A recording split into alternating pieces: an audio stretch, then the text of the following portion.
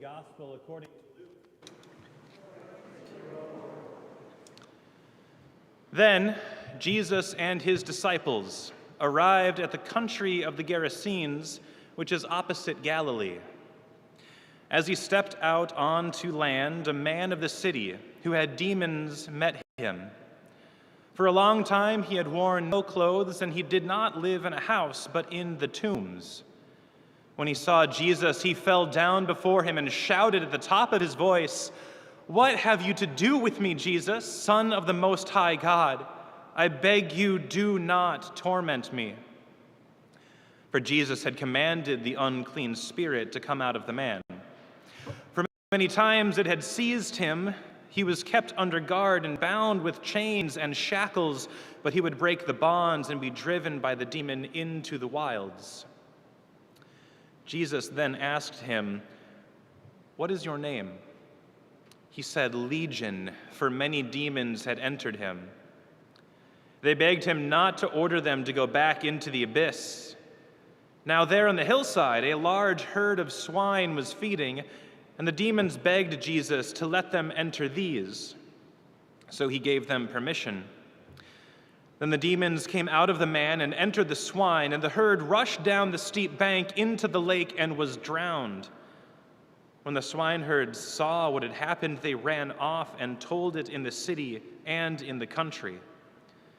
Then people came out to see what had happened, and when they came to Jesus, they found the man from whom the demons had gone sitting at the feet of Jesus, clothed and in his right mind, and they were afraid. The Gospel of the Lord. Praise to you, O Christ. Please be seated.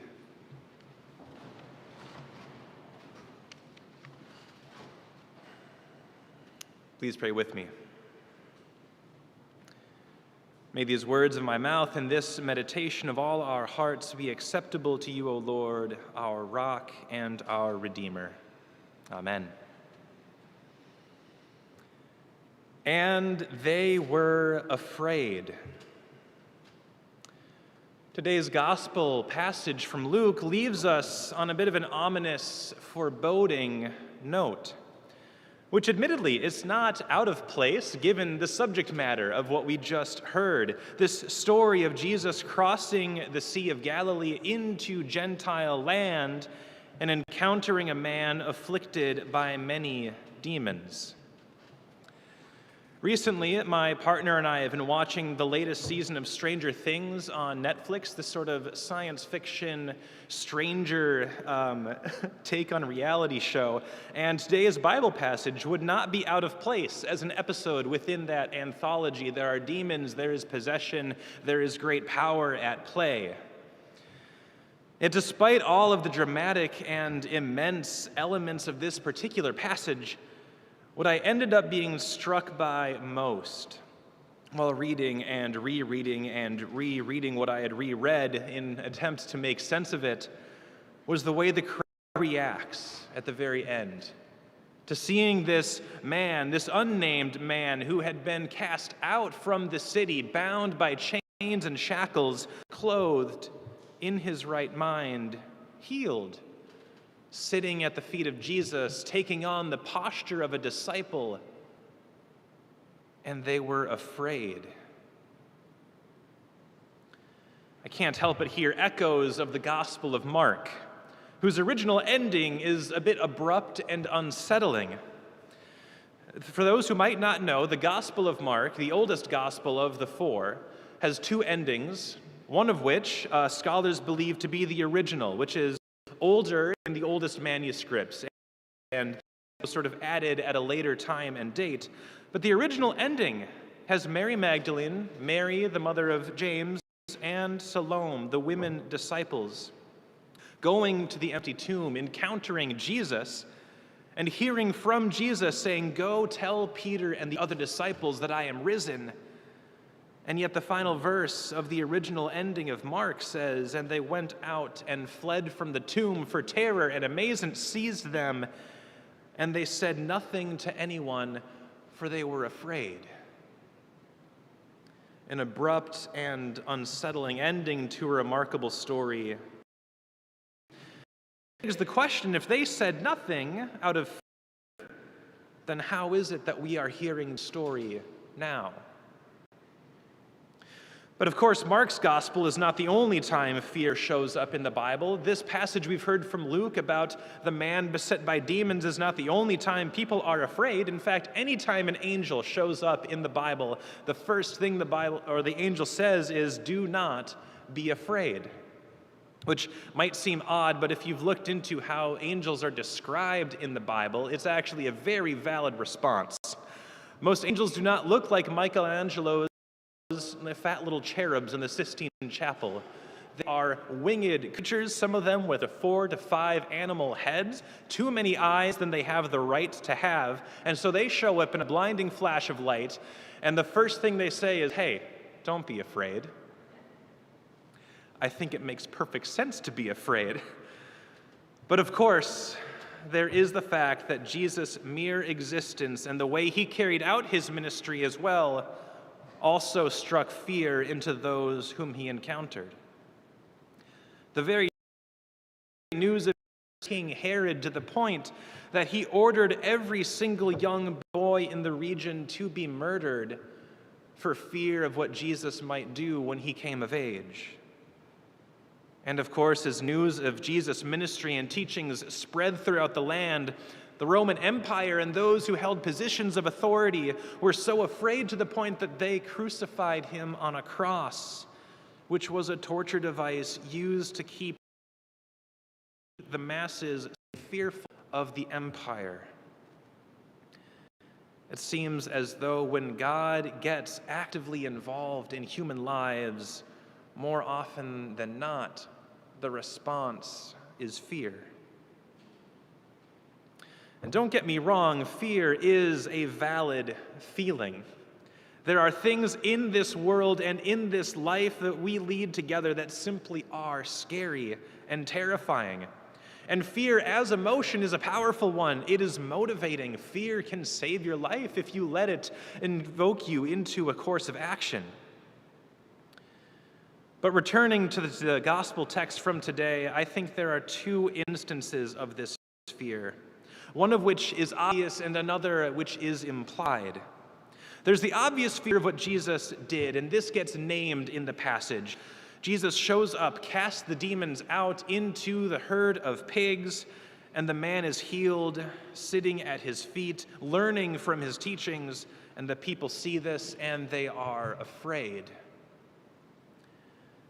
But then there's also the implied fear that was there before Jesus arrived. The fear of that which is unknown and different. The fear of a man who didn't quite fit into the boxes that society had set out for them. A fear of a man who was prone to fits of possession and rage. And that fear led them to exiling someone from the community.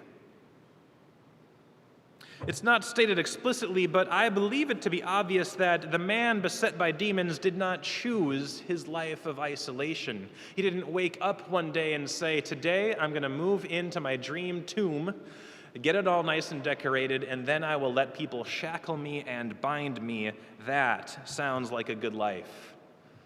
No, I believe it was the fear of the community within the city that cast him out, causing him to purity, naked, tormented, and alone with nothing but a herd of pigs as his company. And yet, Jesus goes to him.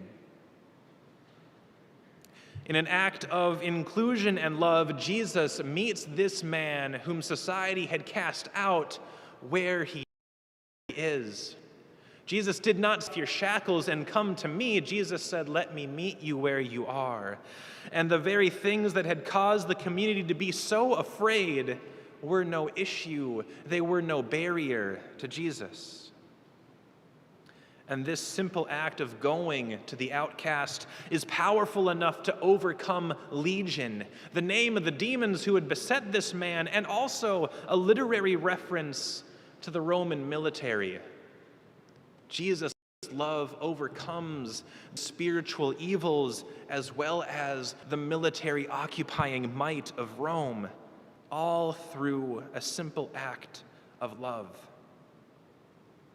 Through this love, Jesus tells us that we are more powerful than all the legions of Rome. We are more powerful than the fear that might addle us. In fact, we hear through this story echoes of the prophecy of Isaiah, which we heard earlier. This Old Testament reading that tells the story of a people who are worshiping in ungodly ways. In that context, that meant that the community was living ritually impure. They were worshiping in spaces not fit for worship. They were eating things that were not clean according to the sacred laws. And also in the 5th verse, they had this attitude saying, "Keep away from me, because I am holier than you are. I can't let you near me for fear of you sullying my holiness." But in the context of Jesus, and in the context of this time after Pentecost, I think of unfaithful living as showing up in this world and refusing to love in the way that Jesus loved us. To still have that sense of keep away from me, for I am holier than you. Now, for the people whom Isaiah prophesied to, this brought strong judgment from God, saying, "I will repay into your laps everything that you have done that is impure." And yet it is not punishment that has the final word. It is promise. God says there will be punishment, and yet I will save a remnant of you. You do not need to be afraid. Now, in today's context, in this world that we live in, I think there is much to be afraid of. There is socio-political unrest that continues to breed extremist violence that targets the most marginalized who live among us. There is a widespread loss of trust in the systems that were set up to govern and aid us because they are continually revealed as to the core and perpetuating power for the few. In the home that I used to live in for 2 years in Montana, they are experiencing widespread floods never before seen, which have shut off an entire section of Yellowstone National Park. We hear of unprecedented wildfires every single summer across the world, not just on this continent. Temperatures continue to rise, reefs continue to die, the oceans are choked with plastic. And there are people who actively are running campaigns promising to take away rights for some people, pandering to the fear of those who want to remain in power. And if your response to all of this happening in the world is to feel fear, I'll be the first to tell you that that is valid. That is normal. That is okay. It is a human thing to feel fear. But just how Isaiah prophesied that judgment is not the final word, Jesus reminds us that fear is not the final word for us. Because what we have to go on is the example of Christ. The very same Christ who went to the thing that people were afraid of, who preached and taught a new life grounded in caring for and meeting the needs around us, and especially those who needed it most. To act out in radical love, to go where others stay away from, to meet the needs of all our neighbors. This is the life we are called to. And in doing so, we know through the example of Jesus that we wrest power away from empire, away from those who hoard it for themselves, and we bring it back into beloved community. So, my friends, may we all be reminded that we are called and set free to love. We are filled with the same Spirit of Christ that we might also follow his example of radical love. going forth, knowing that the Spirit sets us free, and so we need not be afraid. Amen.